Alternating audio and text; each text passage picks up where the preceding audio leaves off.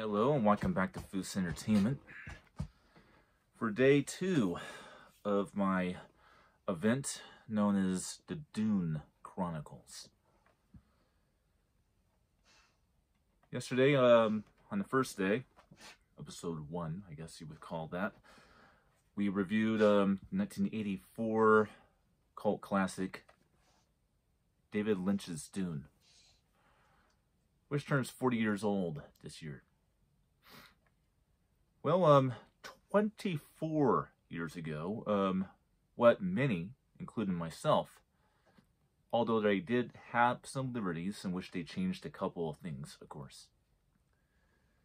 When it comes to this adaptation, but too many, including myself, the most faithful adaptation of Frank Herbert's novel Dune, which of course I have right here. And like I said, it is about 900 pages long, something like that. I'll actually give you the exact one right here.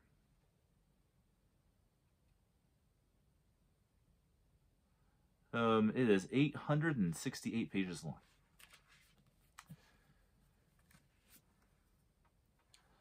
But what I think is the most faithful adaptation of this near 900-page book is the Emmy Award miniseries from 2000 from the Sci-Fi Channel, Frank Herbert's Dune. Now, I would say I recommend getting this, of course, if you could go ahead and get it. This DVD is completely out of print. Now, Lionsgate, when Blu-ray was a brand new technology back in 2006. 2007, for the first batch of Blu-ray titles, did have a Blu-ray release, which had superior quality over this box set right here, and it was the director's cut of the miniseries. Now, the director's cut, what is the difference between the director's cut? Let's get into that first, I guess.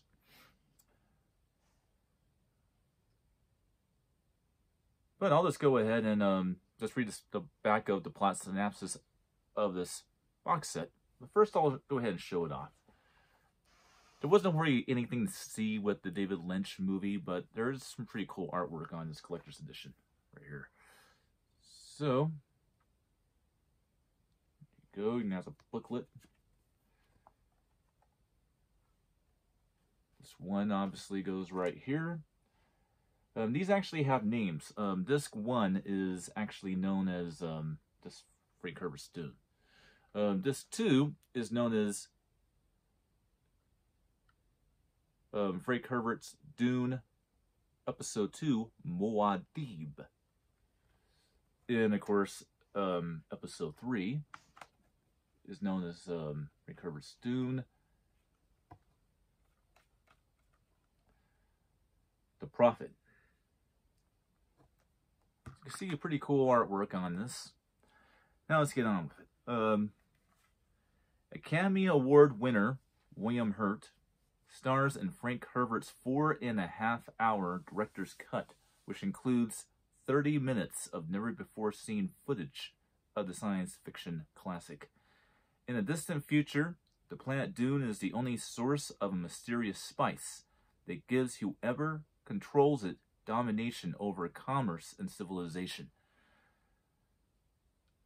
By way of an ancient prophecy, a young man realizes his destiny as Dune's messiah and leads a rebellion against the corrupt intergalactic empire and forever changes the balance of power.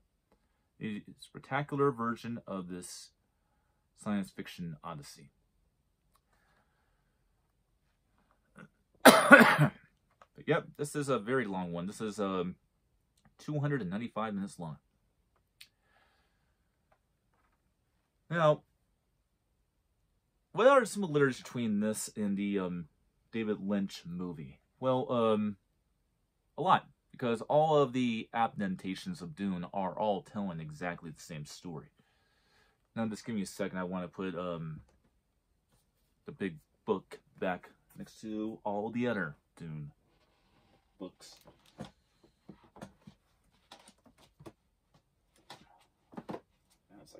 pen here. There we go. All right.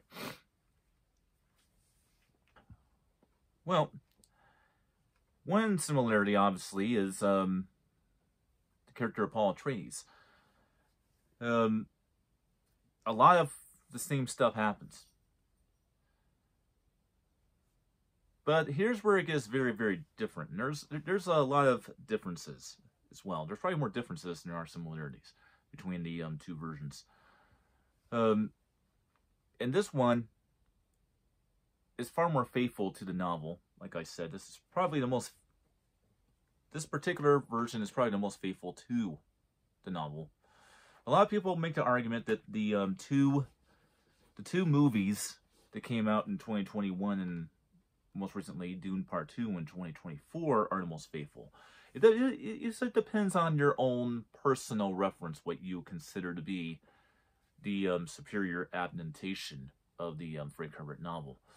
To me, the liberties they took on changing things with Dune Part 1, 2021, and Dune Part 2, 2024, there's just too many things that they changed about the adaptation of the novel that just makes it not work as well for me is this.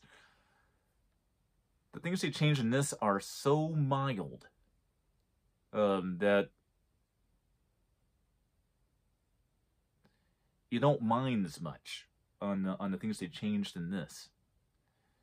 And the things they changed in this actually did benefit things. Like, for example, the role of the Emperor Shahjahan IV and his daughter, Princess Euron, are much bigger roles in this miniseries here than they have in the actual book. And I would say that the princess comes across more as a neutral character as opposed to a villain. And so, yes, in that regard, yeah, I would say that the two new films actually do a better job being faithful.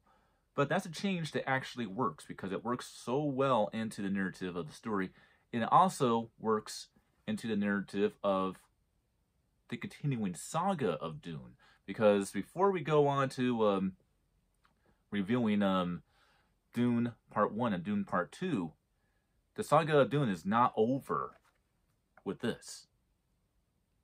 Because this was so good for what it was. Obviously, it's a product of its time. As a matter of fact, one of the biggest criticisms of this is that the visual effects don't hold up so well. And because of the limitations of the budget that they had to make this miniseries, it just seems a bit cheesy compared to its predecessor, the 1984 film, and obviously its two successors, Dune Part 1 and Dune Part 2.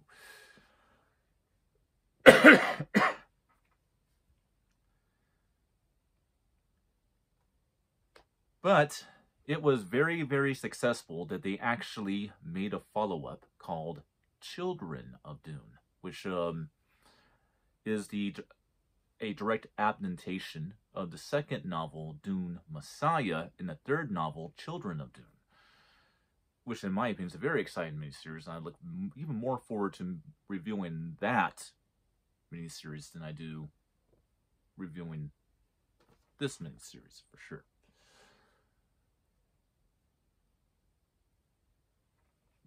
And I could definitely say that one of the cool changes, and here's where I guess what the really good changes that I really did like. One thing I always thought was the case with Duke Leto Atreides in the David Lynch movie, as well as in Dune Part 1, is he comes across as such an easy to take down target for the Harkonnens and the Emperor Saligar. It's just so easy to write this character off in that version, in Dune Part 1's version of the character. Not so much in this. You actually get the sense that William Hurt's portrayal of Duke Leto Atreides in this actually is a individual of strategy. He actually understands how to put things together and stuff. And he actually comes across as a powerful man.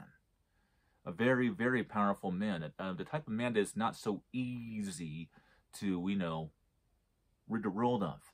And that's part of what makes William Hurt's version of the character, in my opinion, at least in my personal opinion, a little bit more rounded off to being a real, legit character that you root for, instead of just a disposable character you throw away, which is what I kind of felt about the movie's adaptation of Dune.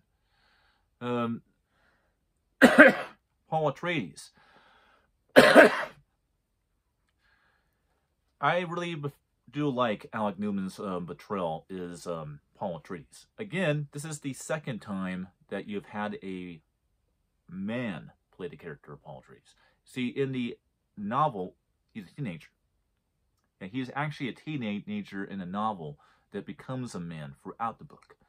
While in the 84 film, in the 2000 miniseries, he's already a man. He's already well in his 20s. A young man. Which I think works perfectly, because having Alec Newman play that, and then having him return as Paul Atreides in the sequel, which takes place 12 years later, it just makes sense to do that, because it kind of goes along with it. I think they actually had an idea they were going to make more of the novels into adaptations when they made this miniseries. But he comes across as a scary, dangerous type of guy. In David Lynch's Dune, you kind of got the idea that Paul Atreides is just this big, heroic character, and there's not really much there to, oh, I'm not sure about this guy. This guy seems a little off. There's something off about him. He terrifies me. Well, some people make the argument that he does that in the 84 film. I just don't. I think that Paul Atreides comes across as a far more powerful presence in the miniseries that he does in the 84 film. You can't help but be intimidated by him. I especially like his rebelliousness against his mom, which is something that would carry on to this miniseries' successor of adapting the first novel, which of course is the two new films, which he's rebellious against his mom in that too. That's something from the novel that you didn't get really in the David Lynch movie. Is Paul Atreides is a very rebellious son. He rebels against his mom, and definitely shows in this. I do like the fact that this is the first time that they actually acknowledged that in these adaptations that Muad'Dib and Muad'Dib are two different names. Muad'Dib is, from the two new films, is named after, is his Fremen name, his Fremen leader name, and he is named after basically this desert mouse that we see walking around the desert. I also might add that very same mouse, Muad'Dib, does show up in this. It's one of the things that this in the new movies kind of share, is they do have Muad'Dib showing up. There's nowhere to be seen in 84 film. Do we ever see that little desert mouse? But that's what that's after. Muad'Dib, on the other hand, means Messiah. Because people often forget this, but the Fremen do not speak English. Granted, they do speak English in the movies and stuff. The novel, I only read pieces of the novel, to be perfectly honest with you, but it would not surprise me if they also kind of do their best to speak English. But it is very well known that they actually speak a different language in Odysseus to the planet Arrakis, and it's not English. And that's what Muad'Dib means in their language, is Messiah. All right, and I'd be going on forever this, but we're already at 15 minutes, so this is going to wrap this up. The quality. This, unfortunately, is a DVD, so the quality is not that good. It's not that good. Now, this is digitally mastered, but this is DVD. It did clean it up a little bit from the first DVD release, which just had the, you know, TV cut of the miniseries. This right here is more like a director's cut. And it's director's cut for a reason, because there's a lot of rated R-like material in this. Like, for example, how the beast Raban is killed in this miniseries. The Fremen tear him apart and hold his decapitated, severed head like this, like a mantle, because of all the bloodshed he did. Like I said, I go on forever about this, but I won't, because we're really just talking about the first episode. So this is just the introduction to this. We'll get more into the specifics when we get into the second episode. And the quality is 177.1 widescreen format, and you have 3 options of audio. You have 2-channel Dolby Surround, you have 5.1 Dolby Digital Surround, and you got 5.1 DTS Digital Surround. I refer to 5.1 DTS Digital Surround presentation. Well, that's all I really got to say about the first episode, as well as my first initial dive into Frank Herbert's Dune with the first episode. Now, the first episode ends basically where I say about the end of the second act of the movie Dune Part 1 ends. So this basically ends just before they meet the Fremen, the first episode. And that's what I gotta say. So you can stream on YouTube for free this miniseries. So if you don't own it like I do, you can stream it and watch the first episode, and give me your thoughts on it after you do so. Don't watch the whole thing, because like I said, I'll be watching the second episode and the third episode in the next couple of days. And that's my thoughts on Frank Herbert's Dune, episode 1. I will see you guys next time. Until then, I'll be seeing you.